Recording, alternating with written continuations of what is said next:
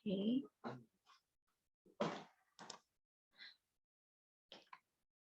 Apakah sudah terlihat, Pak?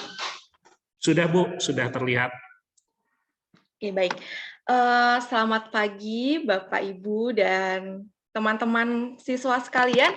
Hari ini saya, Bu Meliana Jaunanda, akan mempresentasikan atau membagi pengalaman saya terkait dengan investasi bagi generasi Z, milenial, resiko, dan return-nya itu seperti apa sih? Karena kalau kita ingin mendapatkan keuntungan di dalam satu investasi, tidak selalu berkaitan bahwa kita akan untung atau mendapatkan uang. Tapi ada juga resiko yang mengikutinya. Jadi ingat baik-baik kalau kita ingin melakukan investasi, kita juga harus siap untuk menghadapi resikonya. Saya akan menjelaskan terkait dengan tipe-tipe investasi. Nanti partner saya, Pak Edward, dia akan lebih menjelaskan terkait dengan behavioral finance. Jadi bagaimana sih tipe-tipe finance, bagaimana sih tipe-tipe orang dalam menghadapi taking resikonya. Ini latar belakang dari seminar hari ini. Intinya adalah setiap orang itu mempunyai tingkat resiko yang berbeda-beda. Saya mungkin mempunyai tingkat resiko yang tinggi. Pak Edward mungkin tipenya itu lebih ke middle risk. Jadi beda tipe resikonya. Nah, kalau saya tipenya taking risk, saya nggak bisa tuh investasi di dalam reksadana karena menurut saya itu kurang greget. Saya mungkin tipenya itu lebih cocok untuk investasi saham atau investasi di cryptocurrency. Kalau dia tipenya middle risk, terus kita tuntut dia untuk trading di saham, maka orang-orang yang mengambil middle risk, itu mereka juga nggak cocok untuk terjun ke dunia saham. Karena ya balik lagi, resiko setiap orang itu berbeda-beda, satu dengan yang lainnya. Nah, kalau kita ingin berinvestasi, balik lagi nih, dana kita yang kita punya itu berapa banyak, lalu kita ini tipenya itu investasi jangka panjang atau jangka pendek. Kalau saya, biasanya saya akan membagi investasi saya ke dalam dua instrumen, baik itu jangka pendek ataupun jangka panjang. Kenapa kita harus membagi dua? Karena gini, tipenya tuh kayak gini nih, karena kita nggak akan pernah tahu resiko di depan itu seperti apa.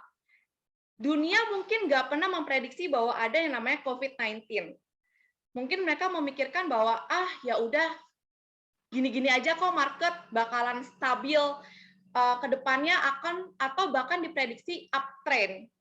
Oke. Dunia memprediksi bahwa ekonomi ini akan semakin baik. Tiba-tiba di tahun 2020 muncullah yang namanya pandemi COVID-19. Semua investasi hancur kecuali emas. Karena kan emas itu menekan inflasi. Nanti saya jelasin deh tipe-tipenya seperti apa. Tapi ketika ada sesuatu pandemi COVID-19, market langsung semuanya down. Even itu dia reksadana, obligasi, saham, kripto, semuanya langsung market tuh langsung down, langsung hancur ibaratnya. Yang tadinya kamu tipenya itu investasi jangka panjang, kamu udah nggak bisa bermain investasi jangka panjang jika lagi di masa pandemi COVID-19. Karena ya market lagi nggak bagus situasinya. Maka kita akan beralih yang tadinya kita di sini menjadi lebih ke trading jangka pendek. Jadi mainnya itu kayak investasinya itu kita nggak bisa long term lagi. Kita mungkin lebih ke short term aja. Nah, pokoknya investasi itu sangat-sangat berkaitan banget dengan kondisi market saat ini. Tapi karena kondisi market kita sekarang udah to be good, udah bagus, boleh nggak sih sekarang kita ke investasi jangka panjang? Bisa banget. Apalagi sekarang banyak banget harga-harga di market itu turun. Jadi belum kembali ke titik normalnya. Makanya kita bisa beli sahamnya sekarang, lalu kita hold untuk jangka panjang. Biasanya dia lebih dari 1 tahun. Contohnya seperti apa tuh? Contohnya, kalau hari ini saya punya saham BCA yang saya beli 4 tahun yang lalu, saya udah bisa mendapatkan income sampai sekitar 40% dari income saya. Kenapa? Karena harga BCA 4 tahun yang lalu itu masih sekitar 21 ribuan. Sekarang harga saham BCA itu sebelum di stock split itu 42.000, which is dia naiknya udah banyak banget. Nah, itu kalau dia jangka panjang. Jadi kita hold-nya itu lama banget. Kita nggak nikmatinnya sekarang, kita emang simpen seperti tabungan, tapi ya kita nikmatinnya nanti aja, nggak sekarang kita nikmatinnya. Kalau investasi jangka pendek, itu dia holdersnya itu kurang dari 1 tahun. Jadi emang cuman bentar aja kita pegang. Kenapa sih kita pakai investasi jangka pendek? Biasanya itu karena bersifat investasi sementara, dan atau enggak kita tuh tipe-tipe yang punya uangnya itu uangnya bukan uang dingin. Jadi uangnya itu uang panas, tapi kita maunya daripada uangnya itu nggak diapa-apain, kita akhirnya lempar ke market. Nah, itu biasanya tipe-tipe orang itu bakalan ngambil investasi jangka pendek. Jadi, untung dikit, udah lepas. Untung dikit, jual gitu. Kalau ini tipenya untung banyak, baru saya lepas. Untungnya udah sampai di titik tertentu, baru saya lepas. Tapi kalau ini, untung sedikit aja, saya udah lepas. Beda, ini tipe-tipenya beda. Tergantung dari kondisi market saat ini. Tergantung juga dengan tipe investasi kamu, tipenya apa? Apakah kamu holders atau scalper? Ini beda. Karena kita untuk orang itu kalau dia tipenya holders, suruh dia main scalper, itu nggak bisa. Orang itu bakalan stres, pasti. Terus tipenya scalper, kita tuntut untuk bermain holders, itu dia bisa. Tapi kalau tipenya holders, nuntut untuk kita tuntut supaya main scalper, dia nggak akan bisa. Jadi beda lagi, beda orang, beda tipe, nggak bisa dituntut, nggak bisa memprediksi, kok gue nggak bisa kayak dia ya, kok gue selalu rugi terus ya kalau investasi ya. Ya mungkin karena kamu bukan tipe scalper, kamu tipenya holders. Nah, ini ada berbagai instrumen investasi. Ada instrumen keuangan, derivatif, dan properti. Nah, ini menarik banget nih. Kalau investasi berbasis instrumen keuangan, ini tuh dia sifatnya tuh sangat-sangat liquid karena berkaitan dengan uang. Uang kamu hari ini, kamu beli instrumen keuangan. Ini sifatnya paling liquid. Sangat liquid atau cepat banget bisa jadi uang cash. Seperti deposito, reksadana, obligasi, saham. Nanti ini kita jelasin per satu-satu. Sedangkan kalau instrumen derivatif, itu tuh dia lebih seperti kontrak bilateral atau investasinya tuh berbasis sumber daya alam. Contohnya tuh seperti emas. Nah, kalau ini cryptocurrency, dia kan mata uang. Nah, pokoknya instrumen derivatif itu yang berkaitan dengan kayak emas, logam, silver, terus mata uang. Jadi ada sesuatu kontrak bilateral. Cryptocurrency per September 2020 Indonesia akhirnya melegalkan untuk melakukan trading investasi Bitcoin, tapi di bawah Bapepti, bukan di bawah OJK. Makanya dimasukin ke dalam instrumen derivatif, bukan instrumen keuangan. Sifatnya itu dia bersifat kontrak bilateral, cryptocurrency. Nah, kalau ini properti ya kita udah tahu lah ya, bangunan. Deposito. Ini biasanya itu tipe investasi yang dia konservatif, yang tidak mau ada resiko sama sekali di dalam investasinya dia. Jadi tipe orang yang nggak berani atau resiko taking risk-nya tuh low. Jadi tipe-tipe yang kayak, aduh gue nggak bisa deh kalau trading gitu, aduh kayaknya nggak bisa deh, aduh kayaknya selalu rugi deh, udah deh cari yang aman aja. Dia tipe orang yang mau mencari sesuatu yang aman. Makanya dipilihlah si deposito ini. Sebenarnya deposito itu dia mirip seperti tabungan, tapi dia juga ada resikonya. Contohnya itu kayak kita pandemi COVID-19. Sebelum pandemi, bunga deposito itu 6,5%. BCA bahkan 5,7%, masih tinggi. Setelah pandemi COVID-19, bunga deposito itu cuma 2,8% yang BCA. Untuk bank-bank yang lain, yang kayak OCBC, CIMB, itu masih kena 3,5%.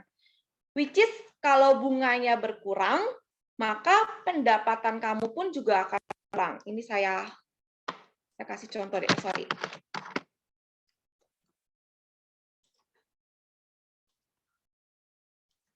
Kalau dia bunganya itu berkurang, pendapatan kamu juga berkurang. Ini saya ambil contoh kalau dia bunganya sebelum pandemi COVID-19. Nah, ini bisa kita lihat ya, kalau kalian atau kamu punya uang 10 juta di BCA, kamu tabung nih uang kamu di BCA. Terus daripada kamu nabung, bunganya lebih kecil, akhirnya kamu pilih deposito dengan bunga 6% selama 12 bulan. Maka berapa bunga deposito yang akan kamu dapatkan setiap bulannya? Berarti 10 juta dikali bunga dapat sekian, dikali pajak. Ingat, everything semuanya ada pajak. Apapun pendapatan kamu pasti ada pajaknya. Pajak deposito itu 20%. Jadi bunga kamu harusnya 600.000. Tapi karena mesti bayar pajak sebesar 120.000, maka bunga kamu yang kamu dapetin itu cuma 480.000.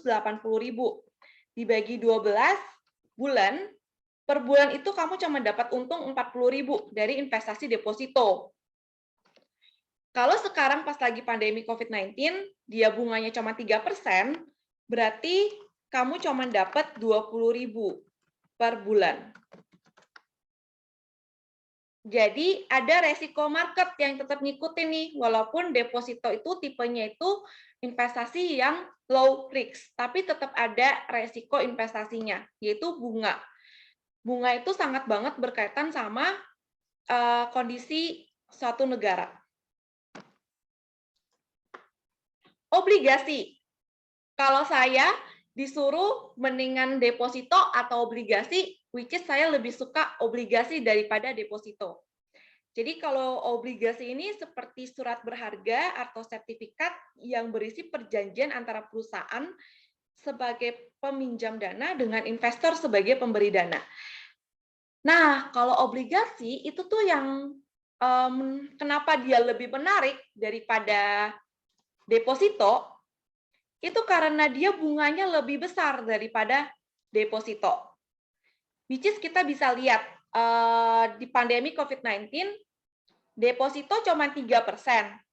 Tapi kalau kita beli obligasi negara, itu dia dapat sampai 6% bunganya. 2 kali lipat daripada deposito.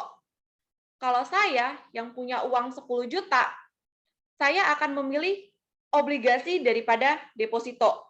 Bukanya di mana? Bukanya sama aja kok. Tetap datang ke bank, terus bilang banknya kita mau beli obligasi. Nah, obligasi di Indonesia itu ada 4 tipe.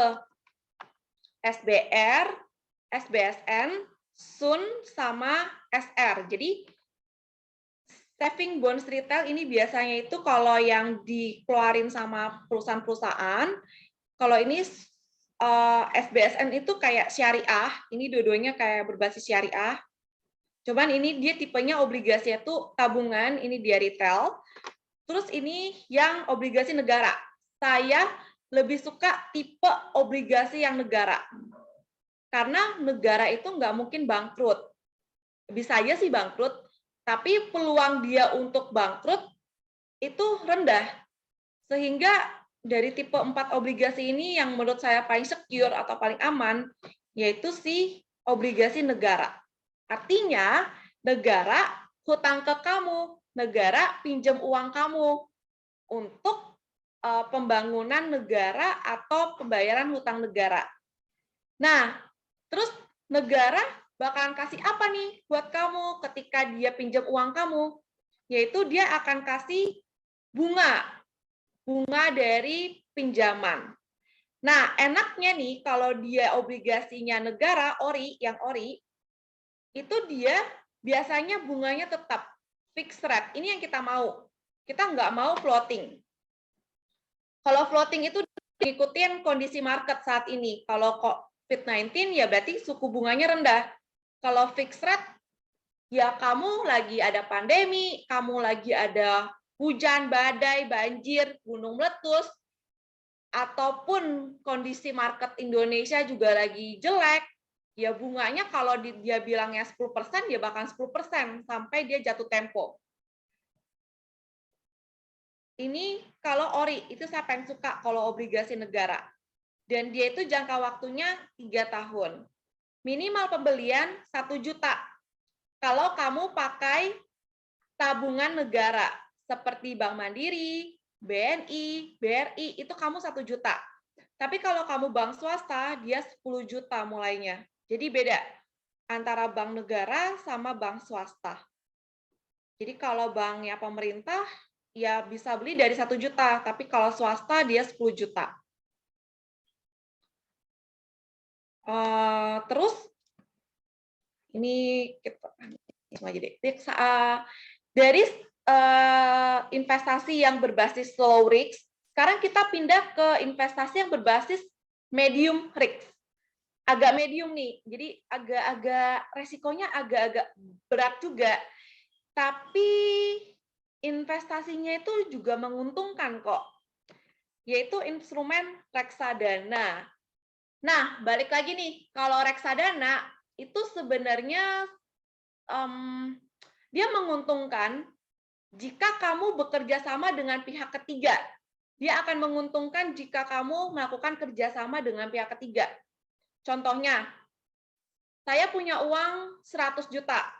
Saya datang ke bank, nanti bank akan bilang, Bu, masukin ke reksadana ya, kita bagi keuntungan deh, Bu.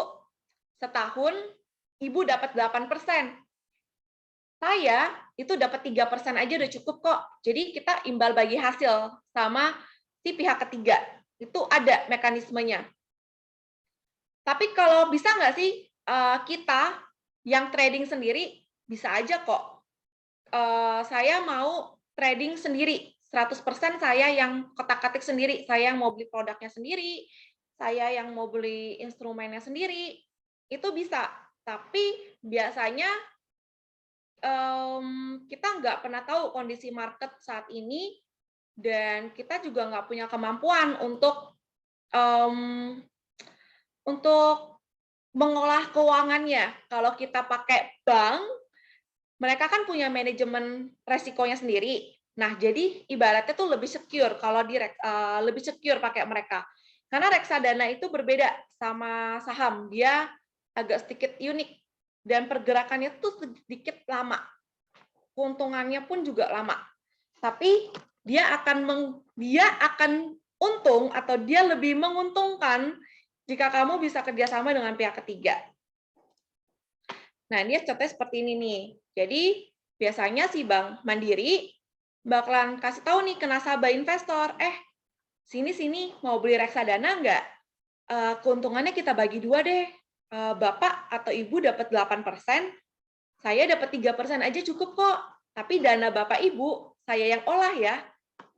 Biasanya ada beberapa bank yang akan telepon nasabahnya seperti itu. Dan jika setuju, ya kita berarti masih setor dana ke Bank Mandiri. Nanti Bank Mandiri akan kasih nih ke manajer investasinya buat mengelola uang nasabahnya. Oke, si manajer investasi dia akan membeli reksadana berbasis pasar uang atau pasar modal. Sekarang ada yang baru, pasar syariah. Dia akan memilih investasinya itu berbasis pasar uang, pasar modal, atau yang mana nih yang paling enak, atau yang keuntungannya paling bagus. Udah selesai, dia akan kasih ke bank kustodian, nih biasanya BI, untuk dititipin uangnya. Jadi mekanismenya itu overall seperti ini, tapi kalau kita pakai pihak dana ketiga, kita nggak usah pikir, kita langsung ya taunya setiap tahun bakal dapat 8%. Nah, ini yang tipenya itu high risk, si saham. Kalau kita mau trading saham atau kita mau investasi saham, itu kita nggak bisa cuman ikut-ikutan orang. oh orang A suruh kita beli investasi Unilever, katanya bakalan naik nih. Kita nggak bisa kayak gitu.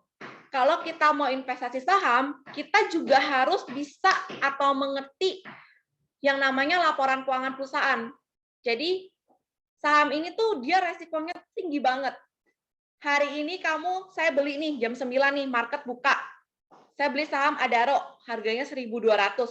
10 menit lagi itu saham bisa langsung hancur atau nggak bisa langsung naik. Jadi resikonya tinggi. Gimana cara kamu untuk menentukan dia sahamnya bagus atau enggak? Kamu melakukan yang namanya analisis, yaitu analisis berbasis fundamental atau teknikal. Kalau teknikal kita lihat dari candlestick-nya, kalau fundamental kita baca laporan keuangannya. Baru dari situ kita kayak, oke deh, gue mau invest di sini gitu. Nggak bisa langsung main-main, just pilih aja, terus berdoa gitu, berharap bahwa ini bakalan naik gitu. Berharap gue bakalan jadi orang kaya nih. Kalau dia naik 20% atau dia bakalan naik 34%, itu nggak bisa seperti itu. Jadi kalau ada yang bilang, trading saham yuk, main saham yuk, nanti kita bisa jadi orang kaya loh. Nanti kita bisa jadi orang kaya, kita nggak usah kerja sama orang. Kedepannya kita bisa ongkang kaki aja, cuma liatin market gitu. Bisa seperti itu, bisa sebaliknya, bisa banget. Jadi nggak bisa cuman ngandelin gue bakalan mau jadi orang kaya kalau trading saham. Nggak bisa kayak gitu. Karena ini high risk. Kamu harus kemampuan baca market, lihat candlestick, sama baca laporan keuangannya. Nah, jika yang kamu beli sahamnya itu lagi naik, atau kamu mendapatkan keuntungan, itu disebut sebagai capital gain. Kamu beli saham, terus sahamnya naik, itu disebut sebagai capital gain. Tapi kebalikannya, kalau kamu beli saham, terus dia turun, disebut sebagai capital loss. Nah, di balik kita investasi saham, itu dia ada dividen. Dia ada dividen. Jadi, dividen ini kayak perusahaan yang mau kasih uang lebih kepada investornya dalam bentuk dividen. Dividen itu juga beda lagi nih dapetinnya gimana. Dia itu harus belinya itu before cumulative debt. Jadi ini kalau kita ngomongin saham tuh harus ada satu sesi sendiri karena itu dia complicated banget. Tapi bisa nggak sih kita trading saham terus saham kita bakal nyangkut selamanya? Bisa. Itu dia sebut sebagai resiko likuidasi atau perusahaan itu bangkrut. Contohnya seperti apa? Garuda Indonesia. Kita ngomongin Garuda Indonesia ya. Sahamnya Garuda Indonesia itu sudah disuspend sama OJK selama 7 bulan. Sahamnya Garuda Indonesia sudah disuspend oleh OJK selama 7 bulan. Yang artinya, kalau kamu punya saham di Garuda Indonesia, hingga hari ini, saham itu nggak bisa dijual atau dibeli. Jadi disuspend, di-lock dulu, dia nggak bisa dijual atau dibeli. Kenapa? Karena Garuda Indonesia diprediksi mengalami yang namanya likuidasi. Oke, karena Garuda Indonesia diprediksi bisa likuidasi atau bangkrut, sehingga orang JK bilang kayak, dude, gue mesti menjaga uang investor nih, daripada uang investornya ini hilang, ya udah deh ditaruh aja gitu, disuspend dulu, dikasih UMA dulu gitu, biar market itu nggak merah, cuman gara-gara orang-orang itu cenderung untuk menjual saham BCA saham Garuda Indonesia sampai di titik batas terendahnya.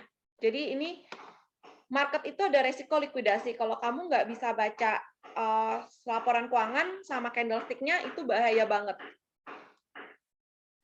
Nah, ini tipe-tipe kalau kita investasi atau trading, itu tadi udah saya jelasin, dia kalau investasi itu dia holders, dia lama pegangnya, dan biasanya itu kalau kita investasi, kita bisa dapat untung tuh lumayan.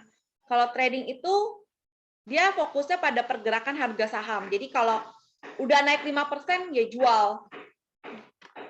Nggak bisa terlalu mengharapkan kalau dia itu bakalan dapat lumayan di sini. Investasi emas. Nah, ini juga penting banget nih. Ini juga penting banget. Saya sekarang karena saya udah adalah mendapatkan penghasilan di investasi, lalu saya mesti ngapain? Saya lakukan investasi pada emas. Oke, uang hasil investasi saya sebagian itu saya akan cicil buat investasi emas, sebagian ya saya pakai. Kenapa saya investasi emas? Karena emas itu dia dapat menekan uang inflasi. Jadi kalau kita inflasi, uang kita itu semakin berkurang nilainya, maka kalau kita investasi ke emas, uang kita itu nilainya itu nggak akan berkurang. Contohnya. Pandemi COVID-19 membuat semua harga naik, membuat semua harga yang tadi harganya minyak goreng deh ya, kita ngomongin minyak goreng deh. Yang tadi harganya minyak goreng itu cuma 30.000, sekarang harga minyak 40.000. Ternyata ada kenaikan dari si kelapa sawitnya. Nah, which is artinya adalah ketika saya mesti beli minyak 2 liter yang tadinya 30.000 naik jadi 40.000, mesti keluarin duit 40.000.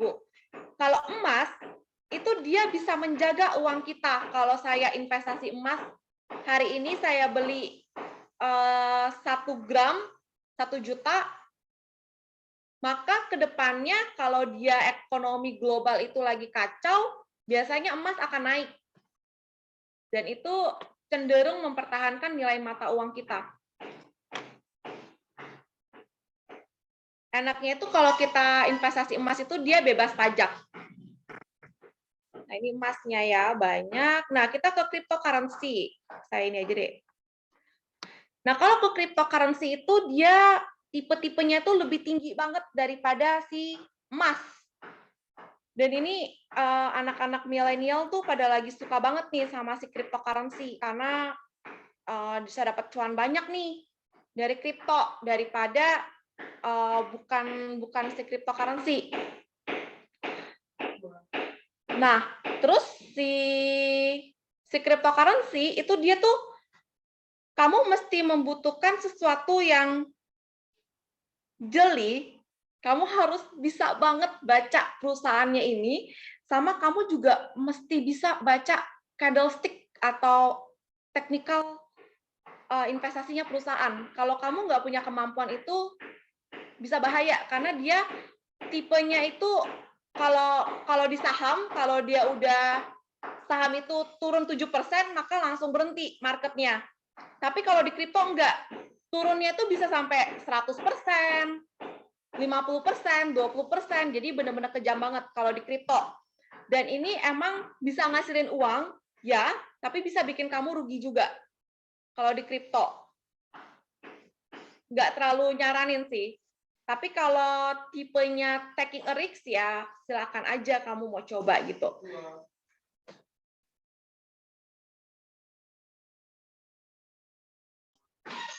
Nah, terus ini apa aja sih yang bisa mempengaruhi harga mata uang kripto? Biasanya itu adalah market. Kalau dia tuh benar-benar sangat dipengaruhi sama si bid dan offer. Jadi kalau hari ini mau beli apa ya udah kita beli gitu. Hari ini bidnya lebih banyak apa ya kita beli. Terus dia juga sangat-sangat dipengaruhi oleh resiko pasar atau kayak pandemi COVID-19, terus likuidasi suatu negara dan lain-lain. Dan dia sangat-sangat banget dipengaruhi oleh user di Amerika dan China. Jadi kalau marketnya itu bisa turun, itu mungkin karena ada berita buruk dari Cina. Kalau marketnya naik, berarti ada sesuatu yang lagi good news di Amerika. Jadi dia benar-benar sangat dipengaruhi oleh user Amerika sama si Cina. Dan dia itu juga lagi booming banget, karena kan Facebook itu mau bikin metaverse atau kayak virtual, digital virtual, Dan si Facebook ini mau pakai blockchain dalam mengembangkan metaverse digital virtualnya itu. Jadi kalau kita pernah lihat videonya Facebook, suatu saat itu kita bisa ketemu orang pakai virtual aja, pakai VR, kita bisa ketemu orang gitu. Kita bisa menjajahi dunia internet. Nah, itu namanya metaverse. Dan dia mau pakai teknologi blockchain, di mana semua yang berhubungan dengan metaverse di cryptocurrency itu lagi pada naik. Kayak Sen, Mana, Matic itu semua lagi pada naik. Karena si metaverse itu blockchain, karena si Facebook mau pakai blockchain untuk mengembangkan metaverse-nya. Nah, jadi si kripto itu sangat-sangat banget dipengaruhi oleh market dan news. Kamu kalau mau investasi, ya kamu harus rajin-rajin baca berita. Lalu resiko di market tuh ada apa aja sih? Ada resiko suku bunga, yang tadi udah saya jelasin. Kalau negara kita, Indonesia, itu suka demo, suka anak-anak SMA-nya suka tawuran, terus kinerja para pekerja di Indonesia juga rendah, investor juga jarang masuk di Indonesia, maka bunga itu bakalan rendah, atau bunga hutang akan semakin naik. Karena nggak ada orang yang mau investasi di Indonesia. Jadi balik lagi nih, kita itu yang anak-anak muda, harusnya kita harus lebih aware sama negara kita. Kita emang udah tinggal di Indonesia, negara kita emang negara berkembang, tapi kita bisa membuat negara kita menjadi sesuatu yang lebih baik dengan melakukan do something yang bisa kasih effort ke negara. Bukan kita melakukan demo, bukan kita menuntut sana-sini, tapi kita mesti kayak kasih tahu bahwa ya tenaga Indonesia pun juga bisa bersaing di pasar internasional. Dan itu akan berkakibat banget sama suku bunga di Indonesia. Resiko pasar juga.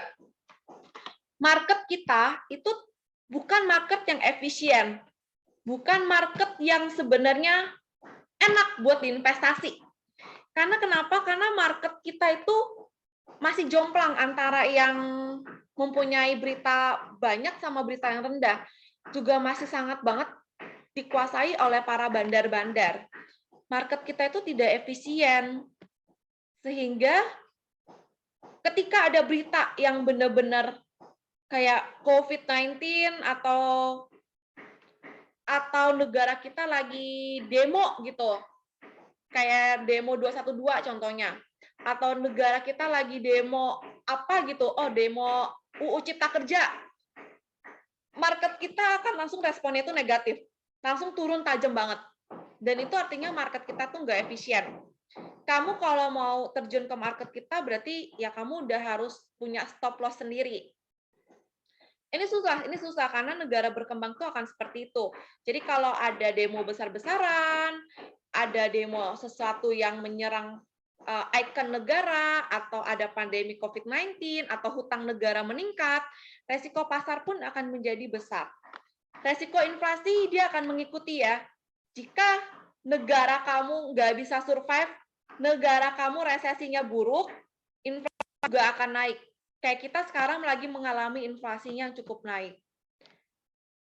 Inflasi naik, harga-harga barang mahal, maka para perusahaan, para owner perusahaan itu nggak bisa lagi bayar gaji karyawan, mereka nggak bisa beli bahan baku, mereka nggak bisa proses perusahaannya, maka mereka akan mengalami yang namanya resiko likuidasi, bangkrut.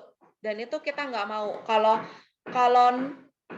ada company yang bangkrut, maka akan ada juga orang-orang yang di PHK. Jadi ini saling berhubungan resiko satu dengan yang lainnya. Resiko mata uang asing, yes. Mata uang negara kita sudah turun 10 hari berturut-turut, dan sekarang mata uang kita itu minus sampai 5% ya. Jadi ini udah cukup menjadi warning aware buat kita. Karena ketika mata uang kita turun, maka hutang kita akan semakin naik. Hutang negara kita akan semakin naik. Resiko Bu Mei, negara kalau dia resesi, mohon maaf Bu Mei, kita sampai jam 9.15 Bu, kita istirahat dulu ya Bu. Mohon maaf, saya memotong Bu. nggak apa-apa Pak, ini Iya, udah selesai kok sebenarnya ini. oh iya. Oh, mau dilanjutkan dulu Bu? Atau, Ya, oh boleh, silakan Bu. saya Ya, bentar lagi ya Pak ya, ya, ini ya, tinggal silakan dikit Bu. doang sih. Tidak apa-apa Nah, Bu, jadi silakan. kalau ada resiko-resiko ini, di balik resiko ini pun juga ada dia manfaat dari investasi, yaitu satu, aset kamu itu akan bertumbuh. Kedua, secara nggak langsung kalau kita tipe orang yang investasi, kita bakalan kayak ya akan lebih berhemat gitu untuk diri kita sendiri, karena kita lebih mikirin kalau uangnya kita investasiin akan lebih kita dapat untung gitu daripada kita boros-boros.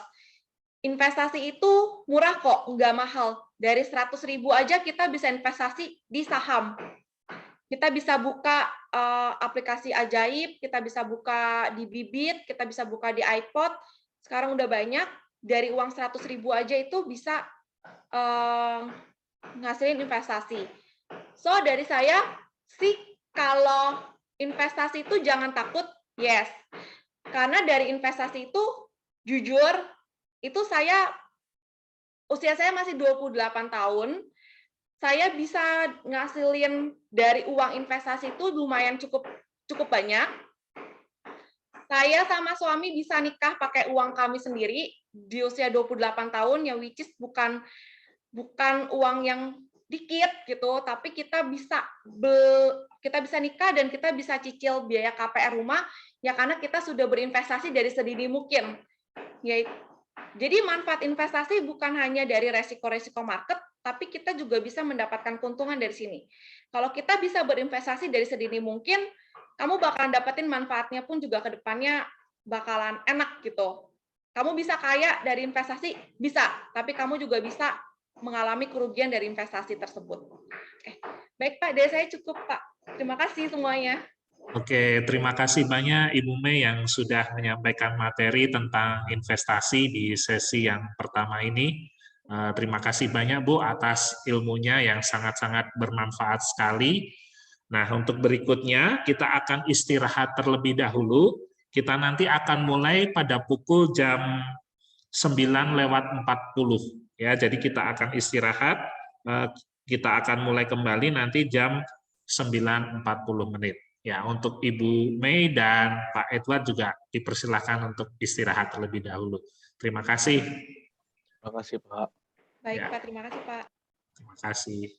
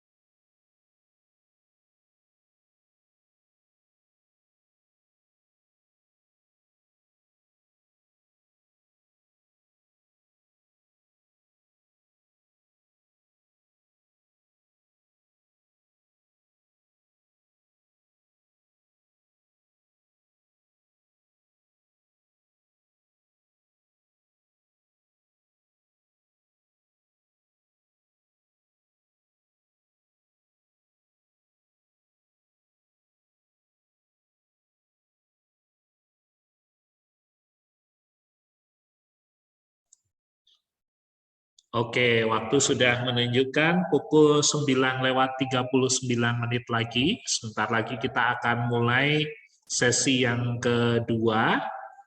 Masih berbicara tentang seputar investasi. Untuk anak-anak yang sudah bergabung setelah istirahat, silakan boleh dinyalakan kembali kameranya yang tidak ada gangguan dalam device maupun dalam jaringan internet, karena kita akan memulai sesi yang kedua.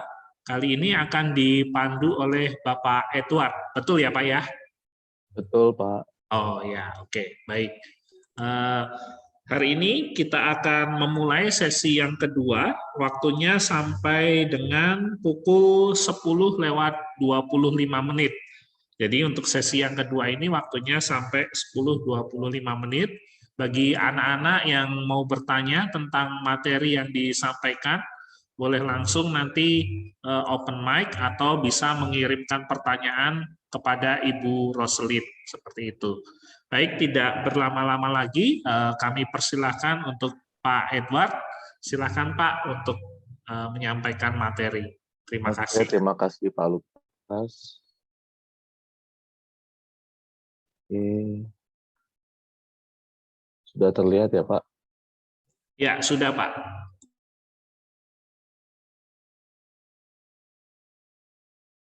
Oke, terima kasih untuk kesempatan yang diberikan. Perkenalkan saya Edward Aribinsar Naibaho. Saya bersama dengan Bu Mei itu ditugaskan untuk menjadi pengajar atau dosen di Faculty of Economy and Business, jurusannya akuntansi. Oke, hari ini kita akan membahas, tadi Bu Mei sudah menjelaskan bagaimana itu investasi dan apa saja investasi yang ada yang tersedia di pasar ya. Nah, saya mau melanjutkan sedikit mengenai behavioral finance. Nah, kenapa behavioral finance ini menjadi menarik? Karena inilah yang menciptakan pasar itu naik turun. Karena kita semua mempunyai perilaku yang berbeda umumnya terhadap informasi yang kita terima. Oke. Nah, ada hal penting yang perlu kita pahami ya di sini untuk kalau untuk keuangan dan investasi. Nah, biasanya kalau kita mau berinvestasi atau kita bicara instrumen keuangan juga, kita mulai dengan istilahnya itu adalah optimal allocation. Nah, nah, optimal allocation. Jadi kita kalau mau membuat investasi kita itu optimal, berapa dana yang harus kita alokasikan dan terhadap investasi atau instrumen investasi apa saja. Terus kita berhubungan dengan waktu, cost time. Kita tadi, Bu Mei juga sudah menjelaskan adanya risiko. Nah, ada dua hal yang perlu dipahami selain risiko adalah ketidakpastian yang perlu dipahami sebelum kita mau bicara mengenai investasi dan keuangan. Nah, terakhir yang perlu kita pahami adalah perilaku dari para pelaku keuangan itu sendiri. Kita bisa bicara persepsi, motivasi, preferensi atau seleranya, dan bagaimana berinteraksi. Nah, ini yang hal berikutnya yang kita hadapi adalah numbers and formulas. Nah, ini yang perlu kita yakini. Jadi kita harus sebelum kita berinvestasi itu tentunya kita sudah menggali informasi apa yang perlu ya. Yang perlu kita dapatkan, kita lihat laporan keuangan, tadi saya sampaikan juga, kita juga lihat rasio-rasio keuangan yang ada di perusahaan itu. Nah, kemudian yang penting dipahami adalah selain number tadi adalah stories behind the number. Nah, kita harus menggali kenapa perusahaan itu mengambil keputusan seperti itu. Kenapa dia berinvestasi, kenapa dia melakukan proyek ini. Nah, kita harus cari tahu apakah ada langkah strategik di belakangnya yang perlu kita pahami. Dan yang terakhir adalah human behavior. Inilah yang mendasari kenapa adanya behavioral. Oke. Nah, secara definisi ya, saya ambil dari webnya aja yang menurut saya yang paling simpel definisinya. Jadi kalau dalam bahasa Inggris adalah behavioral finance is the study of the influence of psychology on the behavior of investors or financial analysts. It also includes the subsequent effects on the market, It focuses on the fact that investors are not always rational, have limits to their self-control, and are influenced by their own biases. Nah, jadi kalau kalau untuk behavioral finance ini ada faktor psikologi yang mulai dilihat. Kenapa orang akhirnya mau berinvestasi di perusahaan ya, contohnya kayak startup, kayak Tokopedia, kayak Gojek, ya, karena mereka punya persepsi tadi, punya harapan dan punya sesuatu yang mereka lihat ke depannya. Masing-masing kita berbeda. Nah, ini yang perlu kita di behavioral finance ini yang akan dibahas atau digali lebih lanjut. Ya. Nah, ini yang perlu diperhatikan oleh anak-anak. Nah, kenapa kita kalau kita mau tahu kita kategorinya risk apa atau risk seeker itu, menurut psikologi dari behavioral finance kita harus menggali dulu, memahami dalam kegiatan finance dan investasi itu ada yang namanya asset pricing, corporate finance activity-nya, dan ada juga yang bersifat personal finance yang kita sendiri individual ya. Nah, ini yang perlu dipahami. Oke, nah sejarah-sejarah ya, behavioral finance itu mulai ada itu di tahun 1944 dengan adanya teori mengenai adanya hipotesis mengenai harapan utilitas yang diharapkan. Ya, nah, di sini dianggap dari tahun 1944 sampai 1970. Nah, ini yang sangat terkenal sekali penelitinya namanya Fama. Dia menemukan teori mengenai efficient market hypothesis. Tadi Bu Mei juga sudah menjawab bahwa di Indonesia itu tidak termasuk yang efisien marketnya. Jadi karena tidak efisien maka akan terjadi banyak asymmetry information yang mengakibatkan rasionalitas investor itu akan diuji. Nah, tapi keberuntungan dari pasar yang tidak efisien adalah kita bisa mendapatkan yang namanya abnormal return yang lebih besar, capital gain yang lebih besar. Kalau kita di efficient market hypothesis, maka abnormal return itu tidak akan sebesar dari apa yang didapatkan dari pasar yang tidak efisien. Nah, kemudian ada namanya era yang namanya irrational finance paradigm. Nah, yang paling terkenal ini di tahun 79, kita namanya Daniel Kahneman sama Tversky itu menemukan namanya prospect theory. Nah, disinilah berkembangnya behavioral finance karena sudah memasukkan aspek psikologi. Ketika Daniel Kahneman menemukan teori prospect theory ini. Nah, behavioral finance kalau digambarkan dalam grafik korelasinya itu adalah ilmu psikologi, ilmu sosiologi, dan finance.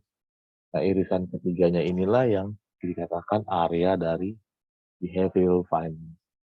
Jadi, ini menggabungkan 3 keilmuan, dan inilah yang dipakai oleh orang-orang untuk bisa menilai pasar itu seperti apa. Dalam hal ini pasar modal ya. Nah, kalau anak-anak ketahui kan, Bapak Ibu sekalian pahami, sebetulnya pasar yang kita ketahui sekarang ini yang kita jual beli saham itu kan sebetulnya namanya secondary market. Nah, yang primary market itu sendiri adalah ketika kita menjadi anchor investor, di mana kita menjadi orang yang pertama kali invest di perusahaan itu yang mau IPO. Nah, apa yang terjadi sekarang ini sebetulnya di pasar itulah secondary market. Nah, banyak orang yang merasa bermain investasi itu adalah dia bermain di saham perusahaan itu, enggak, itu hanya yang diperdagangkan di secondary market. Itulah yang menjadi dikaji dalam behavioral finance. Nah, dan masuk lagi bahwa asumsi standar dari ilmu ekonomi yang sudah mainstream adalah manusia tahu apa yang diinginkan yang terbaik. Ini asumsi dasarnya. Dan manusia itu bertindak berdasarkan pengetahuan. Itu dulu dasar awalnya kenapa kita tahu kenapa kita melakukan tindakan, karena kita tahu apa yang mau kita. Nah, asumsi yang lebih baik adalah terkadang manusia tuh bingung atau ragu-ragu. Nah, mulai masuk komponen mana sih saham itu berisiko. Nah, walaupun manusia memahami yang terbaik, sering mereka tidak melaksanakannya. keinginan untuk menunda melakukan pembagian portfolio. Nah, jadi ini ada ini kita nanti masuk namanya bias ya. Kita terkadang rugi, ya kadang-kadang kita juga tahu kita bakalan rugi, tapi kita pasti mau menahan berharap akan ada keuntungan. Nah, ini juga kadang-kadang yang sering terjadi bias seperti inilah yang kita temui di pasar. Oke, sekarang pertanyaannya, apakah kita seorang yang rasional? Nah, coba ada sedikit tes ya. Nah, coba dibaca oleh anak-anak. Nah, coba baca dulu slide ini. Ya, saya minta interaksinya ya. Karena kalau behavioral finance ini nggak ada interaksi, kita nggak bisa dapat apa-apa nih.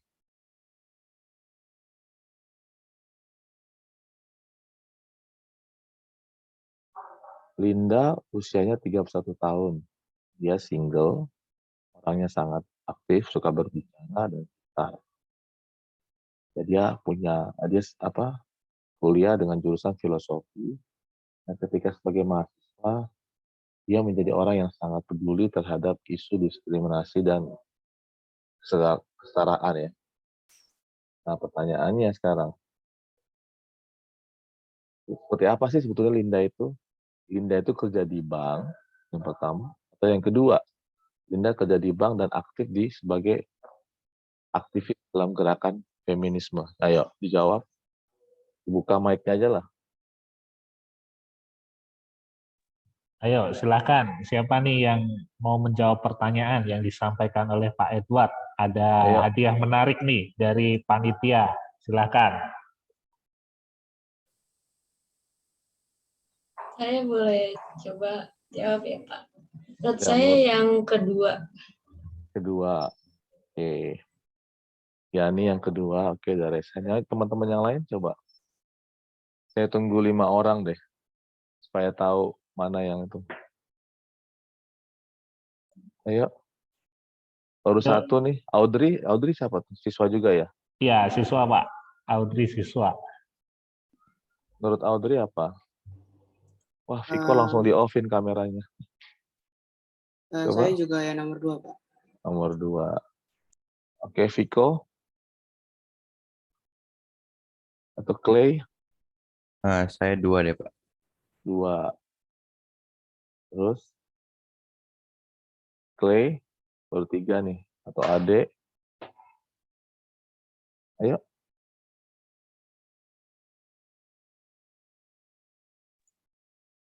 Yuk, Oke. yang lain masih ada 2 orang lagi. Silakan yang mau menjawab. Filbert 2. Daryl? 2, Pak. 2. Oh, jadi 5-5-nya di sini pilihnya 2 ya. Kita lihat. Nah,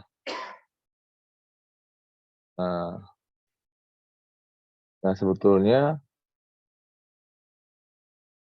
nomor 2 itu dianggap sebagai pilihan ya. Menurut kita di sini ya, feminis yang bankers.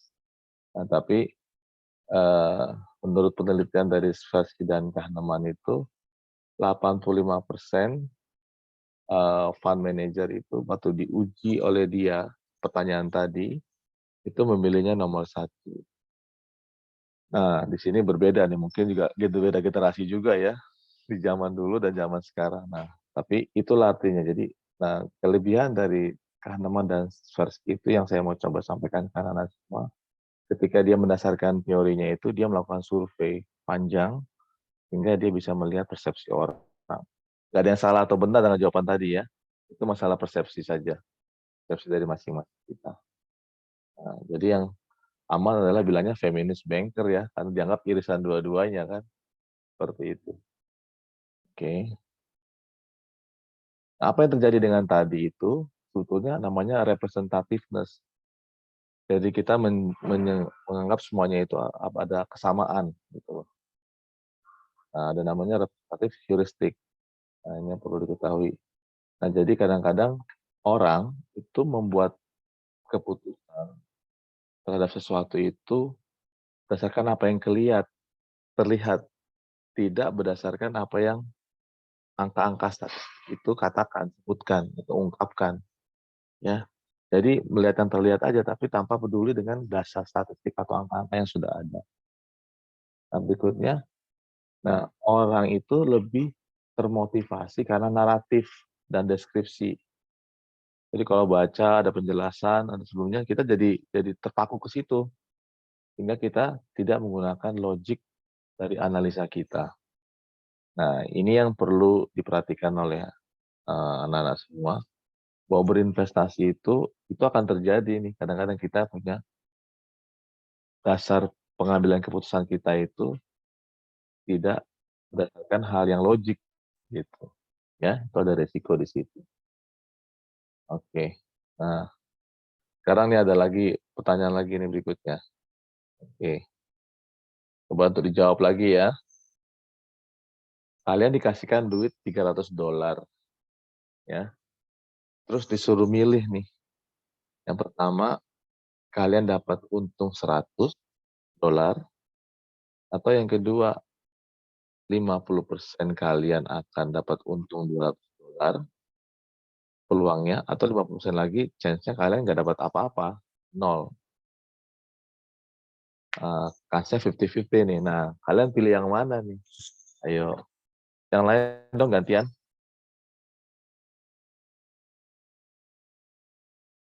Roselyn, student juga ya? Roslin ibu guru, Pak. Ibu guru ya? Sorry, soalnya nomornya sama, sebetulnya. Sorry, maaf. Atau Bapak Ibu guru juga boleh, kalau mau coba. Pak Lukas mau pilih yang mana? Saya pilih yang pertama, Pak. Yang pertama, oke. Bu Roselyn, pilih yang mana, Bu? Saya yang kedua, Pak. Pilih yang kedua. Oke. Terus, yang lain nih, siswanya nih. Ceris. Saya yang pertama, Pak. Pak Lukas ada temennya nih. Joseph.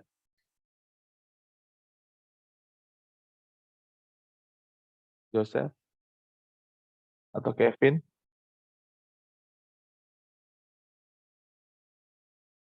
Cheryl. Aduh, mana kemana semua nih? Saya yang pertama, Pak. Wah, Pak Lukas ada temannya lagi yang pertama. Oke, terus lagi terakhir ya Michael. Oh, saya yang pertama, Pak. Oh, yang pertama. Wah, berarti 4 lawan 1 ya. Nah, kita lihat hasil surveinya dia gimana waktu menemukan teori. Nah, ada 72% orang yang memilih nomor 1 tadi. Ada yang 24%. Jadi 72% itu kita ditanyakan, 72% orang memilih nomor 1 memang. Orang lebih suka kepastian ya kan, ketika baca sure gain. Hanya 36%, ini 28% orang yang memilih nomor 2 ya. Jadi ketika dua hal, nah tapi kemudian itu hal yang itu berubah ketika apa dibilang ini? Ketika kita menjadi orang ya, balik ke sini tadi, ada change, ada gain 0% dirubah, orang menjadi berubah nih. Makanya terjadi ada pembalikan dari pilihan tadi, dari 2 pertanyaan yang sama tadi. Nah, kalau kita melihat itu sebagai gain, ya, lihat kalau statement tadi kita lihat ada keuntungan, maka kita tipe orang yang menolak risiko.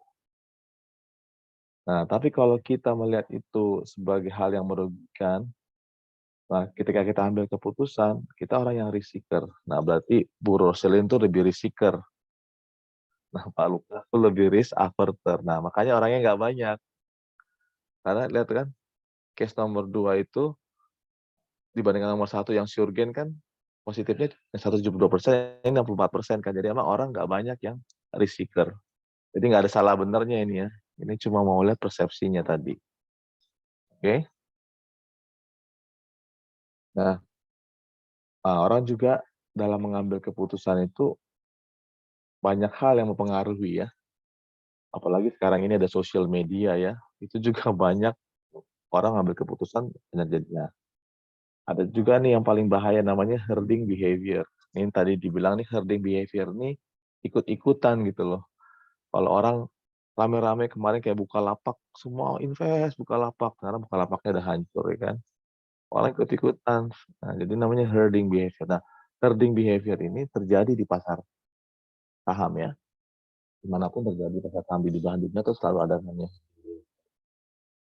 Nah, ada informational cascade. Jadi itu informasi itu sebetulnya ada berjenjang. Nah, kita suka salah menangkap informasi itu. Nah, itu yang terjadi. Nah, kalau kita saya langsung sini contohnya tuh IPO Bukalapak kemarin. Wah, orang berebut. Tapi sekarang udah nilainya mungkin udah nggak ada artinya lagi. Seperti itu. Nah, di Indonesia tuh banyak tuh dulu zamannya batu akik ya kan. Semua orang ikut ngetren, beli batu akik harganya mahal. Sekarang dulu pernah ada gelombang cinta kan. Nah, sekarang juga banyak tuh daun-daun yang lubang-lubang itu malah harganya mahal kan. Nah, itu juga menjadi hal yang perlu kita perhatikan. Bahwa orang juga terpengaruh oleh hal-hal seperti itu. Makanya Bukalapak sukses dari sisi IPO-nya adalah momentumnya pas. Dan dia mau mainkan sentimen orang-orang terhadap model bisnisnya dia. Bahwa kedepannya growth-nya tinggi. Oke. Nah, dan karena mas sedikit saya mau bahas mengenai teorinya adalah dalam judul dia bilang an analysis of decision under risk dalam bukunya dia ya menjelaskan tentang adanya kecenderungan investor yang berperilaku risk averse itu menolak risiko ya jika dihadapkan pada sure gains dan berperilaku risk seeking jika dihadapkan pada sure losses ya jadi kalau ada pokoknya manusia sebetulnya butuh namanya kepastian ketika ada sesuatu yang dianggap pasti itu pasti dipilih seperti itu. Nah, teorinya lagi yang dibilang di sini adalah orang tuh suka menghindari loss aversion bias ya. Jadi kita tuh suka terjebak oleh kondisi kerugian atau kondisi yang tidak bagus. Nah, kita lihat di poin nomor yang A ini. Secara psikologi, kemungkinan kalah akan menjadi kekuatan 2 kali sebagai motivator untuk membuat keuntungan, sehingga loss averse person pasti mensyaratkan secara minimum ada $2 keuntungan untuk setiap $1 yang diinvestasikan dalam aset yang berisiko. Dalam skenario ini jika risiko tidak double, tidak dapat. Jadi orang tuh berharap ketika dia rugi, dia akan mendapatkan gain yang lebih tinggi. Psikologi, ya dong. Kalau Bapak rugi kan pasti tahan nih, pasti kita akan naik nih. Tunggu aja, tunggu gitu kan. Itulah tipikal kita. Nah, loss aversion juga biasa buat investor berpikir terlalu banyak pada penghindaran risiko. Dan ketika mengevaluasi kemungkinan keuntungan yang didapatkan, karena menghindari kerugian menjadi perhatian yang lebih penting daripada mencari keuntungan. Nah, ini dia bahayanya. Jadi kalau kita ada rugi, yang penting untung dulu yang penting nutupi dulu deh, event dulu deh. Nah, kita enggan untuk langsung pindah, taruh tempat lain. Nah, itulah namanya loss aversion. Nah, dia menggambarkan ini adalah grand teori yang sangat bagus. Kenapa dilihat? Nah, kalau ketika gain itu ini kan lebih pendek ya dibandingkan ini kan lebih dalam nih. Jadi orang kalau merasakan keuntungan itu nggak bahagianya nggak kalau dibandingkan kalau orang rugi itu dalam banget ya. Kalau untung sekali ya udah untung gitu. Tapi kalau begitu rugi itu pengaruhnya lebih dalam seperti itu. Makanya grafiknya itu dia dibuat lagi panjang. Oke. Nah, ini yang perlu diperhatikan bahwa loss aversion itu menyebabkan investor memegang terlalu lama investasi yang merugikan. Nah, ini yang paling bahaya. Perilaku ini digambarkan sebagai get even, jadi yaitu investor yang memegang investasi yang merugikan terlalu lama dengan harapan akan mendapatkan kembali nih. Enggak, gue pasti akan gain suatu saat, akan bisa menutupi kerugian. Nah, itu yang bahayanya. Nah, berikutnya loss aversion itu menyebabkan investor terlalu cepat menjual investasi yang menguntungkan sehingga membatasi keuntungan potensialnya. Jadi ini bahayanya kalau kita mau takut menutupi kerugian, jadi begitu naik langsung jual. Nah, dia nggak mau sabar untuk nunggu. Kalau trennya lagi naik, dia nggak mau tunggu. Karena dia tujuannya adalah menutupi kerugian. Jangan sampai rugi. Nah, loss aversion juga menyebabkan investor yang tanpa mengetahui telah berinvestasi pada aset yang berisiko. Nah, kemudian dia akan menghilangkan risiko itu dengan pindah ke investasi yang lebih bagus. Nah, ini tadi yang poinnya Bu Mei tadi. Yang penting pertama kali adalah kita tahu dulu yang kita investasi itu berisiko tinggi atau tidak. Nah, itu dulu. Jadi nomor C ini bisa dicegah dengan kita mengetahui dulu kita investasi pada instrumen yang berisiko atau tidak. Nah, seperti itu. Nah, loss aversion juga menyebabkan investor menahan portfolio yang tidak seimbang. Sebagai contoh, beberapa investasi nilainya jatuh dan investor tidak ingin menjualnya, ya, karena dia masih tetap yakin bahwa itu akan baik, maka portfolio jadi tidak seimbang. Tanpa penyimpanan kembali yang tepat, alokasi tidak tepat dengan tujuan jangka panjang, yang akan mengarah pada return yang optimal. Jadi kalau kita sudah punya portfolio, punya berbagai macam investasi ya. Jadi portfolio itu adalah kalau investasi kita nggak hanya dalam satu saham saja, saham perusahaan, ada beberapa perusahaan. Atau kita juga punya investasi nggak hanya di saham, ada di obligasi, ada di mana-mana. Itu juga kategorinya hitungannya portfolio. Nah, kita mesti lihat nih, ya jangan sampai kita menahan, karena kita menahan itu akan mengakibatkan total portfolio kita itu tidak menguntungkan. Oke, mungkin dari saya cuma singkat, karena saya hanya mau ngupas sedikit saja dari behavioral finance, karena behavioral finance ini bidang yang besar ya Pak Lukas dan Bu Roselin, sehingga ini sebetulnya materi orang sekolah S3 gitu. Jadi ini cuma saya buat sekulumitnya aja, kenapa orang berperilaku, yang penting poinnya adalah anak-anak tahu, hati-hati, karena manusia itu cenderung punya loss aversion, yang mau saya sampaikan. Ya, itu bahaya. Dipegang terus taunya udah bakalan rugi gitu. Tapi berharap akan lebih baik. Nah, harapan itu jangan sampai jadi harapan palsu. Nah, saya buka tanya jawab aja, Pak. Silakan. Oke, baik. Terima kasih Pak Edward dan juga Bu Mei tadi di sesi pertama yang sudah menyampaikan materi, sangat bagus dan menarik sekali ya. Kita di usia remaja sudah dibekali dengan pengetahuan seputar investasi. Nah, ini sudah ada pertanyaan yang masuk ini Pak dari Audrey, Silakan. kelas 10 IPS 1. Audrey bertanya, untuk siswa, kira-kira investasi apa yang cocok secara siswa itu belum punya pendapatan yang bisa dialokasikan untuk investasi. Dan juga umurnya, ada batasan umur nggak Pak untuk melakukan investasi? Seperti itu Pak. Oke. Bu Mei gimana Bu Mei? Maaf Bapak Ibu, ini saya pakai handphone karena yang di laptop saya nge-hang. Jadi maaf ya, saya tidak open call ya, open web.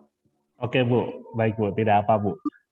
Dari saya betul banget kalau untuk yang investasi itu memang kita membutuhkan yang namanya MPWP.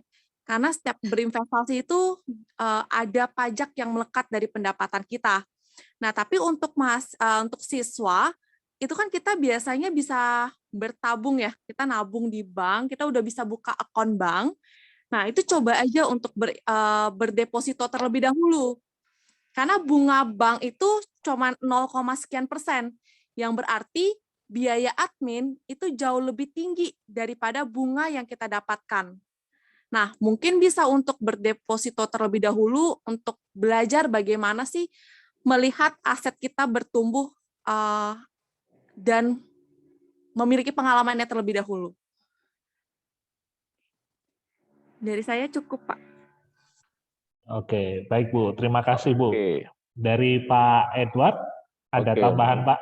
Ya, Ada Pak. kan karena masih dapat uang saku juga dari orang tua ya. Nah, jadi ini yang terbaik sih menurut saya, coba disisihkan aja ya, disisihkan. Dan kalau saya bilang menabung emas itu kan nggak rugi ya. Tapi dalam hal ini bukan logam mulia dulu, karena kalau logam mulia kan kadang-kadang juga dia minta NPWP sekarang. Tapi beli di toko emas gitu loh. Nah, mulai sisihkan. Nah, kalau laki-laki kan bingung nih, laki-laki gimana gitu ya. Ya, nggak masalah kan, emas kan bisa berlaku untuk laki-laki atau perempuan. Saya beli aja dulu itu. Nah, jadi beli dulu cicil-cicil dari uangnya ditabung. Baru kalau udah ada bisa duit, bisa beli 3 gram, 5 gram, beli. Gitu. Saya itu juga melatih. Jadi sama dari Bu Mei, kalau ada deposito, dan kalau emas kan kalau belinya emas biasa kan kita bayar kan, dia nggak nanya NPWP kan, ke toko emas kan. Ya kan, nggak ada yang nanya, nggak ada urusannya, jadi tinggal beli aja. Nah, itu sih dari saya tambahan sarannya.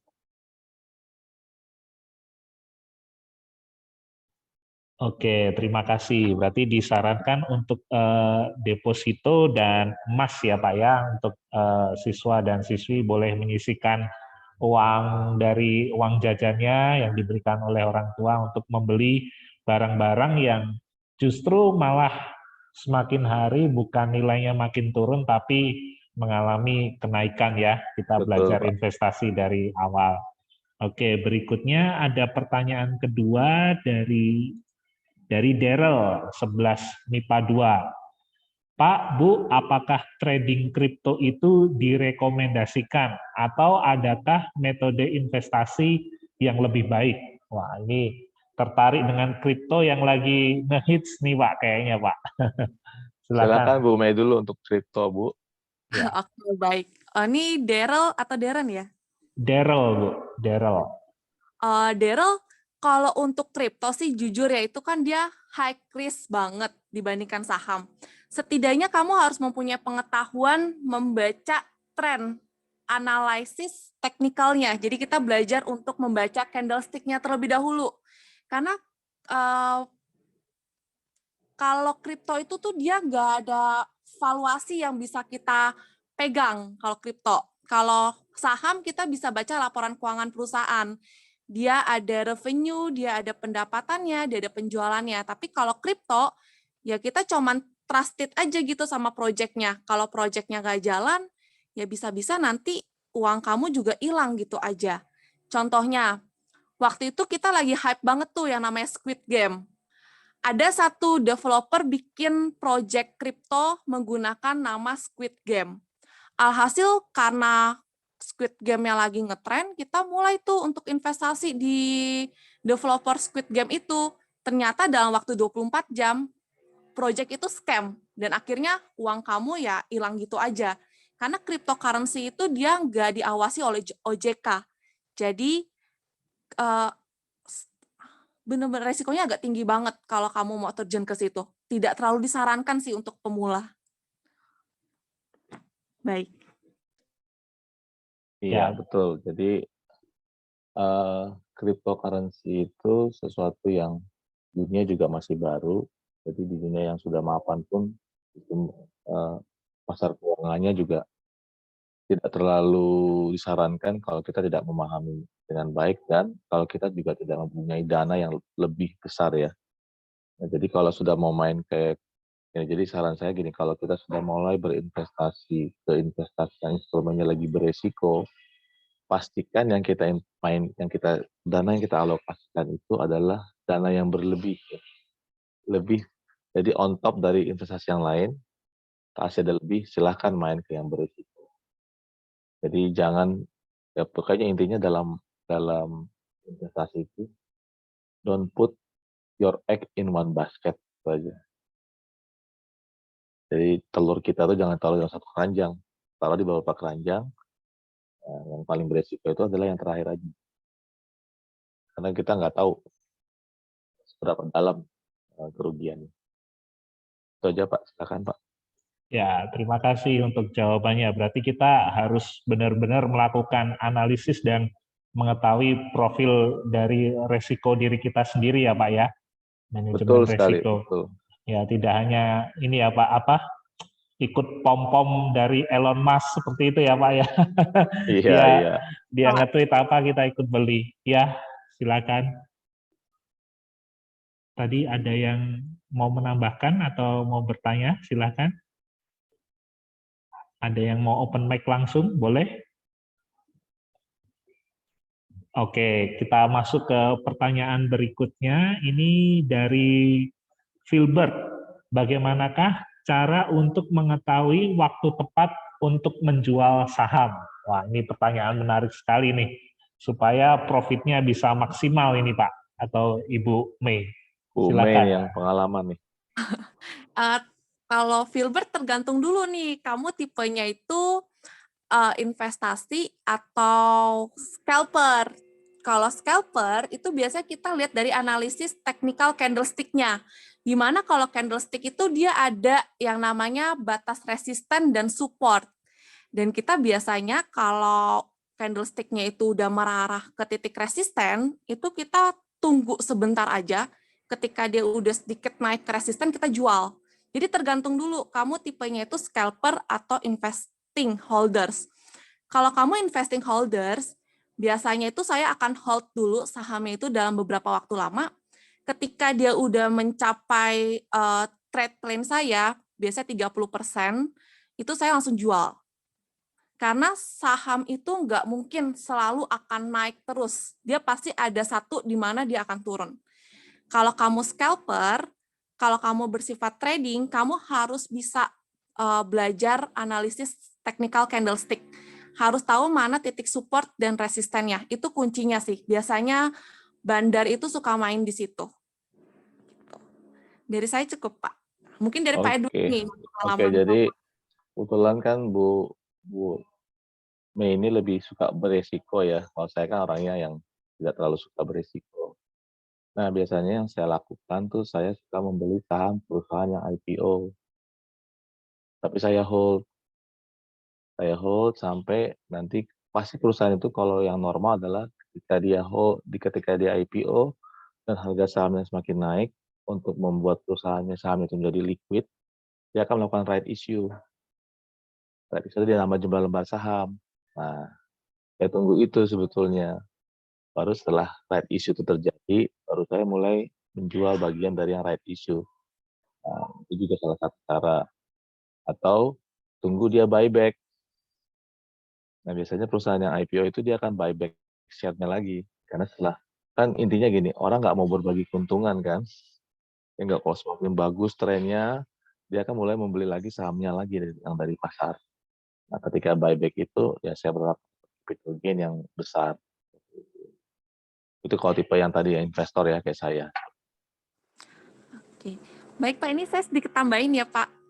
Nah, biasanya kalau di market Indonesia itu dia ada event-event tertentu. Seperti kalau perusahaan itu mau membagikan dividen, terus seperti perusahaan mau membagikan stock split. Nah, itu ada H-1 sebelum mereka melakukan pembayaran dividen, itu kita udah, kalau saya ya tipenya trader itu sudah mulai menjual sahamnya. Karena ketika dia melakukan stock split, lembar sahamnya bertambah, dia nggak akan terlalu menjadi liquid. Itu biasanya cenderung turun harganya. Nah, lalu untuk yang tipe resiko trader, itu kita mesti rajin masang stop loss. Kalau di saham itu kita bisa pasang stop loss, which is artinya kalau saham itu udah turun 3%, dia akan langsung menjual otomatis saham kita. Itu bisa mengurangi resiko kerugian kita. Oke, dari saya seperti itu. Ya, terima kasih Ibu. Pertanyaan berikutnya, ada pertanyaan lagi. Kira-kira moving average berapa yang bisa digunakan untuk jangka pendek nih Bu? Atau Pak nih, moving average yang bisa dipakai untuk melakukan technical analysis.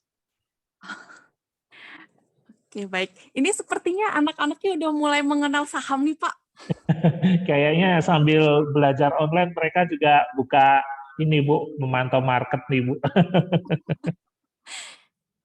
Kalau moving average itu kan sebenarnya itu kan candlestick harian ya.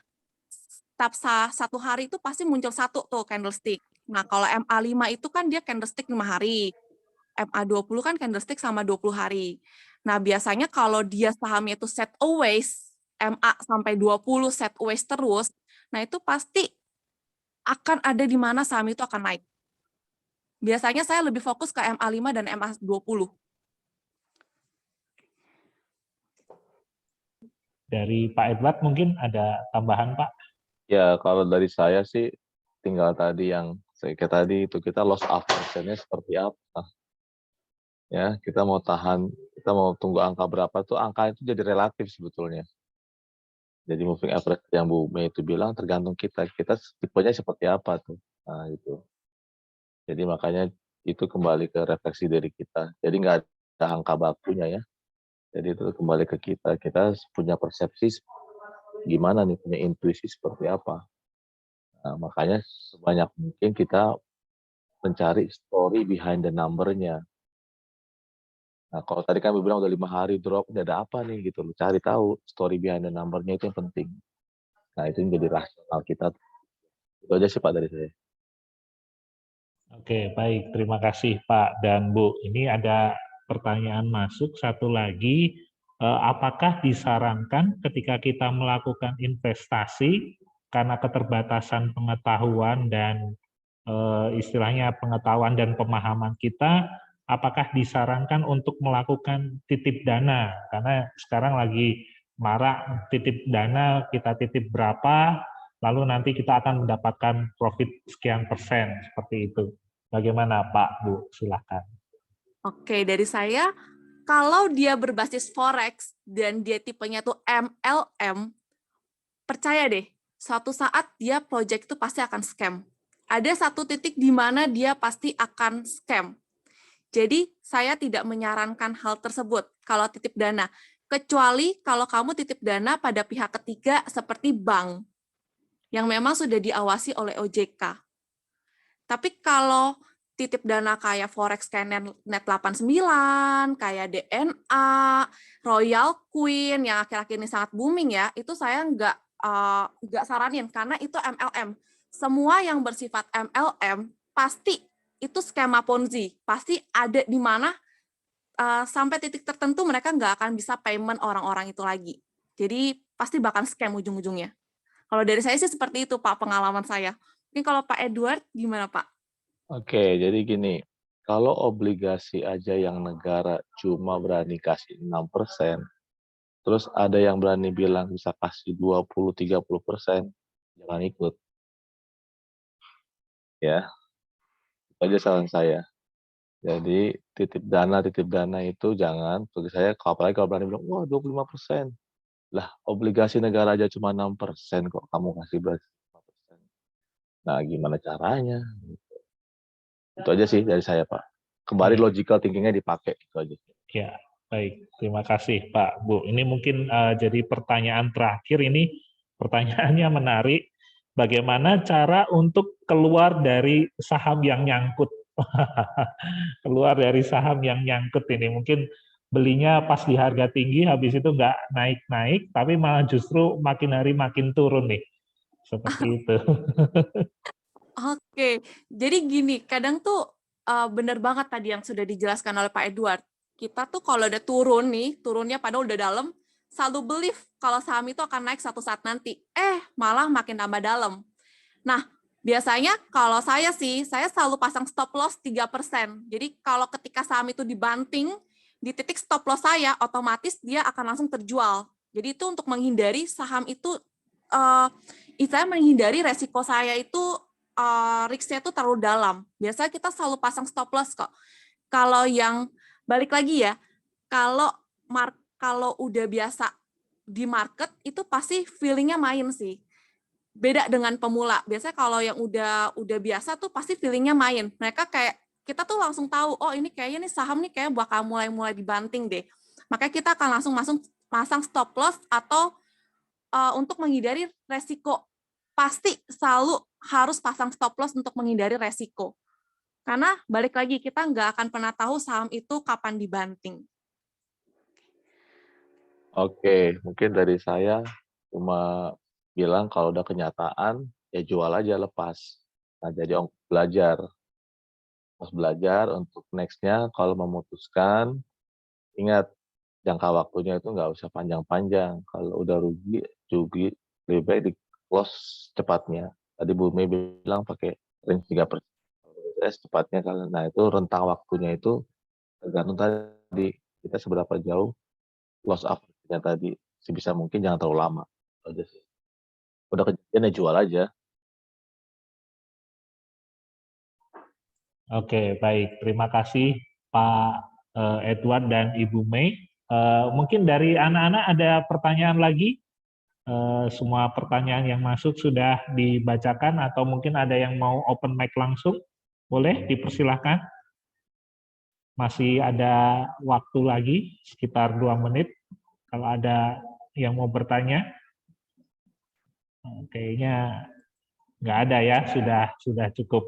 Baik, kami ucapkan terima kasih banyak atas waktunya dan ilmunya untuk Bu Mei dan Pak Edward. Terima kasih sudah menyampaikan materi dan mengajari kami bagaimana cara berinvestasi yang tentunya juga sangat menarik sekali, apalagi ini anak-anak semuanya masih usia remaja, sudah dibekali dengan investasi.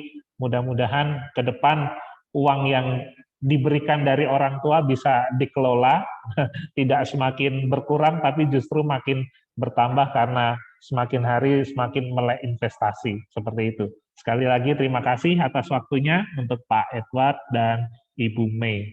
Terima kasih Pak Lukas. Ya, terima kasih. Izin live ya Pak. Ya, silakan Pak dan Ibu Mei juga boleh melanjutkan aktivitasnya. Terima kasih banyak, Tuhan memberkati, sehat selalu Pak, Bu. Ya. Terima kasih Bapak, dan terima kasih untuk mahasiswanya ya Pak, yang cukup aktif dengan memberikan question. Ya, terima kasih banyak Ibu, sehat selalu Ibu, Tuhan memberkati. Tuhan memberkati Pak, kami izin live ya Pak. Ya, silakan Ibu, selamat beraktivitas.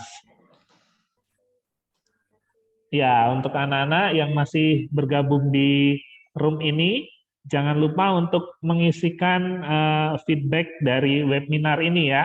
Linknya sudah ada dibagikan di kolom chat. Ya, kalian boleh isikan apa yang kalian dapatkan dari sesi tadi ya, tentang investasi. Boleh, masih ada waktu sebelum kita kembali ke ruang utama. Dipersilakan untuk bisa mengisikan link tersebut terlebih dahulu. Ya, silakan Bapak berikan waktu dan kesempatan untuk mengisi link itu.